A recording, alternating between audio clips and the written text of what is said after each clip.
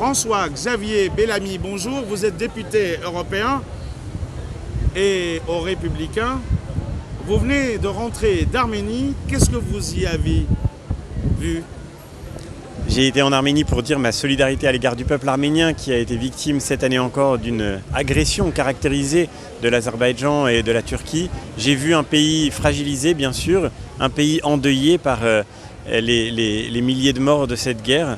J'ai été particulièrement marqué par un moment de recueillement au cimetière militaire de Yarablour au soir de Pâques. Mais j'ai vu aussi un pays qui sait ce que veut dire survivre. Aujourd'hui, nous commémorons le génocide des Arméniens. Nous devons combattre la haine qui continue de viser ce peuple, mais nous devons surtout savoir que l'espérance est plus forte et que ce peuple survivra. Alors, 24 avril 1915, c'est le début du génocide arménien. 24 avril 2021, cela continue avec les prisonniers de guerre que l'Azerbaïdjan ne veut pas rendre à l'Arménie en violant toutes les conventions internationales. Un petit mot là-dessus ? L'Azerbaïdjan viole les conventions internationales, viole les droits de l'homme les plus fondamentaux et viole aussi son propre engagement, alors que l'Arménie a respecté son engagement de libérer tous les prisonniers à la fin de ce conflit.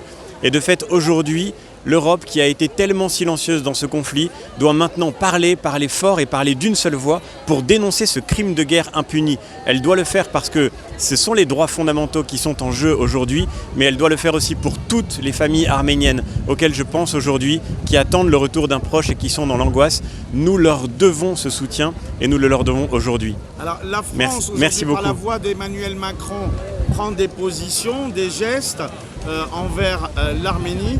C'est une très belle communication, mais néanmoins, le rôle négatif de Jean-Yves Le Drian, qui a lui-même permis à l'Azerbaïdjan de se fournir par les satellites militaires Made in France et par le système de guidage des drones. Il n'y a pas un paradoxe là-dedans ? Mais le paradoxe, c'est qu'effectivement, nous n'arrivons pas à parler d'une seule voix lorsque les droits fondamentaux sont en jeu. Et aujourd'hui, je l'ai dit, dès la guerre, dans l'hémicycle du Parlement européen, l'Europe a été trop silencieuse. La France a heureusement pris des positions plus claires. Maintenant, il faut convertir ces positions en actions concrètes. Et c'est ce que nous allons nous employer à faire. Merci encore en tous les cas.